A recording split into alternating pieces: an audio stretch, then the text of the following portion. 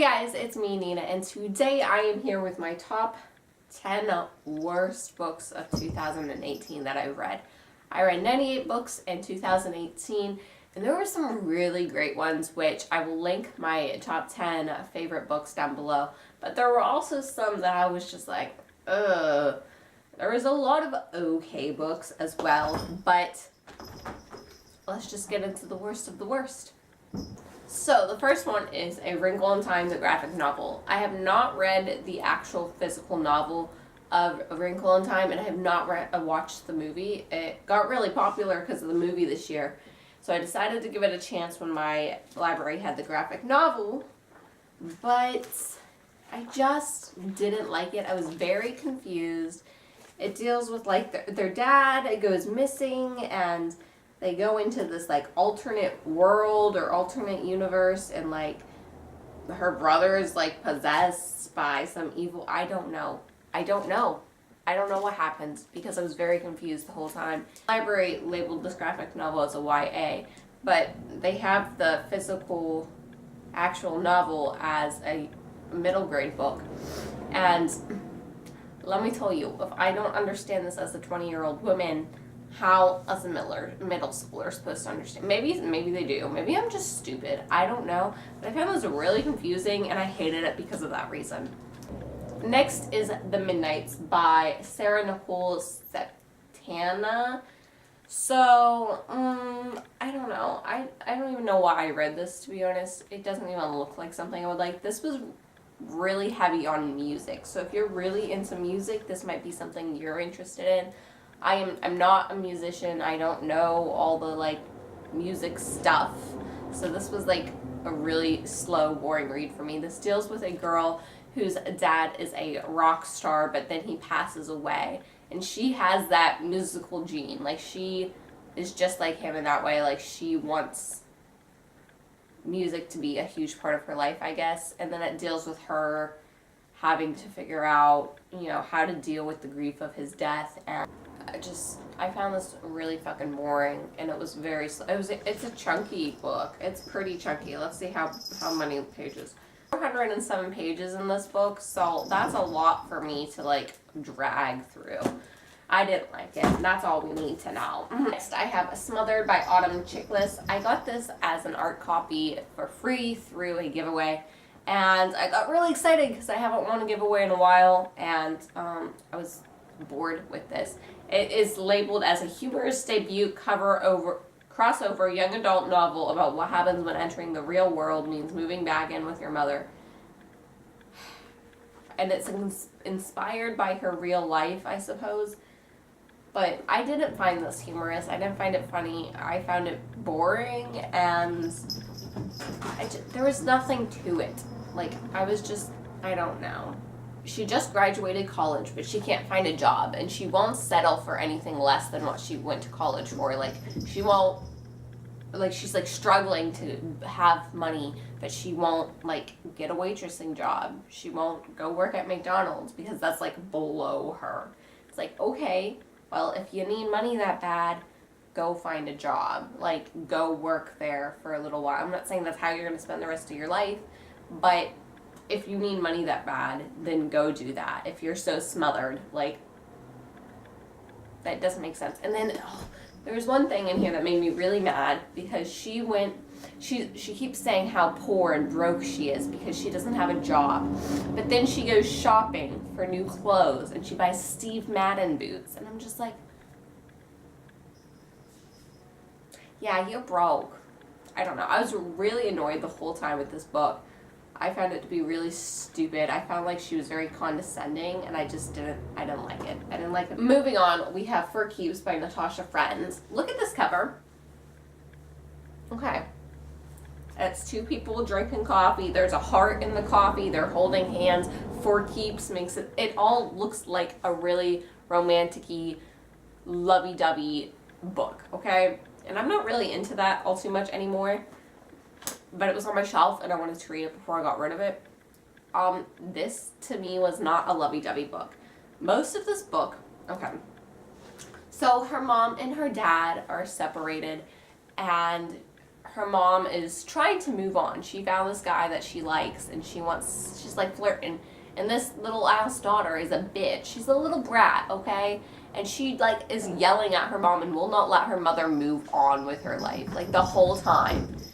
It's the whole book is mostly the daughter and mom and their problems. It's not about the daughter's love relationship. And there is a little romance with the daughter, and there's obviously trying to have some romance for the mom, but like that wasn't the main plot of the story, which is why I was so confused by this.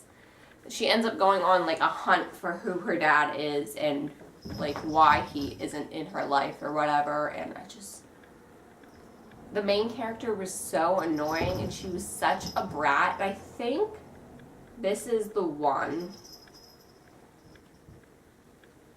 I can't remember if this, I think it is. I think it's in my Goodreads review. Is that Josie or Josie's friend? I can't remember which. It's those two characters, okay? One of them is not a virgin and one is a virgin. And the whole time, the girl who is not a virgin is like putting down the girl who hasn't had sex. She's like, you don't know shit. Like, let me tell you how it goes. I'm like being really condescending. Like, okay, like chill out. Like, just because you've had sex doesn't mean you're on top of the fucking world. Like, you don't know everything. She acts like she's a fucking child because she hasn't had sex. Just because you haven't had sex doesn't mean you don't know what it is or how it works and shit like that. And it made me really annoyed. Because she was so condescending, and I was just like, shut the fuck up. Moving on, we have The Summer I Turned Pretty by Jenny Han.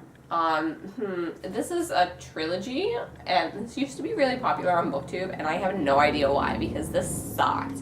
Okay, it deals with this girl, and like they're family friends, and they always take like this big vacation or something, and so she sees these guys every summer, the two brothers, and she's in love with both of them. Okay, if that's not cringy enough, there's a love triangle, and she's in love with both of them, but like the dude's an asshole. Okay, like the whole book, he's just an asshole. And then like one summer, she suddenly turns pretty. The whole thing made me so annoyed.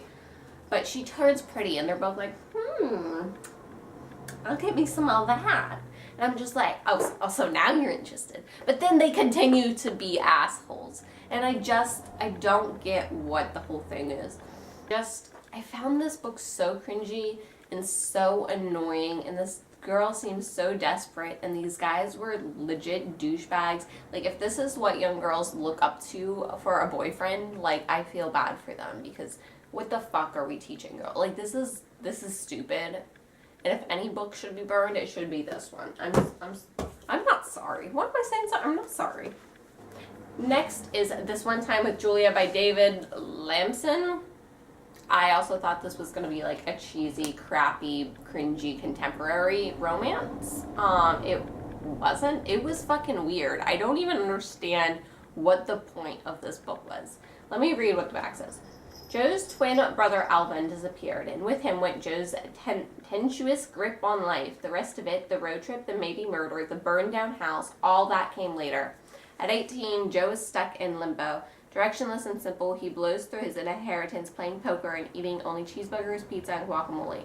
Then his twin brother Alvin disappears, and Julia, Alvin's tempestuous girlfriend, takes Joe on a whirlwind road trip to LA to Tennessee. There, he thrusts into the dysfunctional dynamic of her wealthy family. For the first time, Joe has a job. He has a suit that he wears every day. He's in love with a crazy, beautiful girl who only talks honestly in her sleep. Joe's so blinded by his seductive new life that he almost misses the truth about what happened to his twin. This story is about one time when Joe went on a road trip that changed his life. Okay, so him and his twin brother. Woohoo! Okay, so his twin Alvin's dating this chick.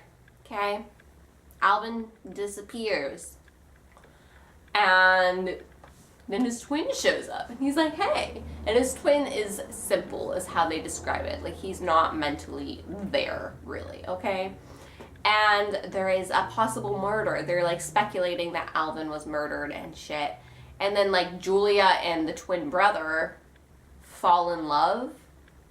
I don't know. And, like, it's just like, don't understand. It was like really fucking weird and confusing and not worth my time.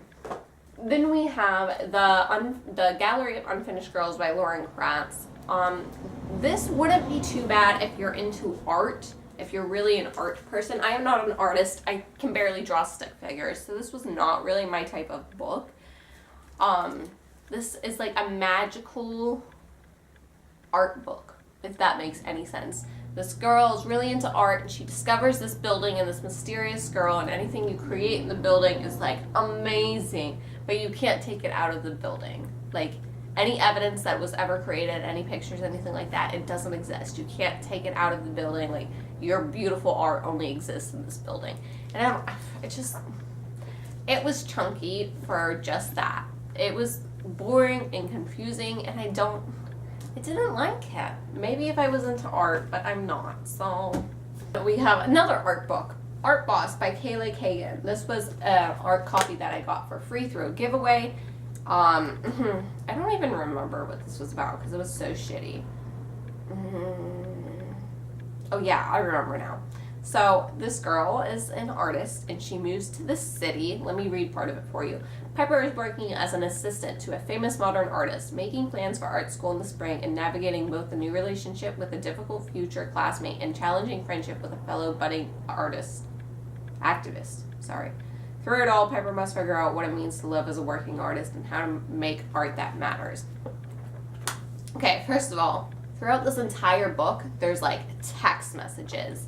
And that is annoying enough, but then in real life, they talk like they do in their text messages. Like if you were talking and you said LOL, they literally did that. And I'm just like, you don't say LOL when you're talking in person. Like you just don't do that. Like that's cringy as fuck and that's weird. You don't do that. But they did that. And so she's working for this artist who's pretty much a douchebag, and she is like trying to figure out how she's going to go to school and work. I'm just like, okay. And then she has like this weird relationship that she's trying to like date this dude that she's been talking to online since forever. But then when she like meets him in person, she's like, oh, you're more like a friend. And it's like really fucking weird. And I didn't like it. If you're into art, maybe give this a chance, maybe. But to me, it was very cringy, and there was no real plot to the story. Like, there was nothing to keep me interested. Like, the ending, it just ended. And I'm just like, so nothing happened. She went to art school, she worked for this dude. But that's what she did the whole time. So what was the point? And then I have a graphic novel called The Undertaking of Lily Chen by Danica Novgroff. I don't know. The art was colorful, which is one good thing I can say about it. The art was colorful, but it deals with this dude, and his brother dies, and his brother was unmarried, and in their culture, like, you have to, like, if you're not married when you die, then you're alone in the afterlife and whatever. So he has to find a wife for his brother. And so he wants to kill this young girl, marry her to his brother who is dead, and then bury them together so they can be together in the afterlife. And the whole thing is like, that whole thing is stupid. It could have been thrilling, but it was just like really stupid. And then the girl like runs away from her family because her family wants her to like be someone she's not. I don't even remember, but like the girl's a brat and she annoyed me the whole time. The dude is an idiot, and I didn't get it. I didn't like it, and that's all you need to know. Last book I want to talk about, I do not have a physical copy of anymore because I gave it away, but it's called Grace. I don't remember who made it, but the cover is just black with a burning feather on the front.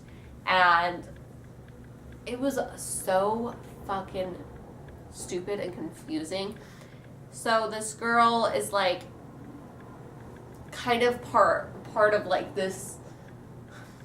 Okay, so the country's kind of like a dictatorship or something, and she is sent out as like how to explain this. She's like suicide bomber, what do you call it? Terrorist. She's like a terrorist, okay?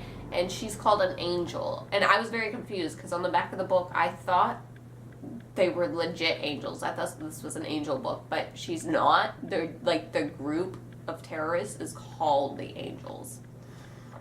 So she's an angel, and you have to go on whatever mission they give you, and then that mission is a suicide mission.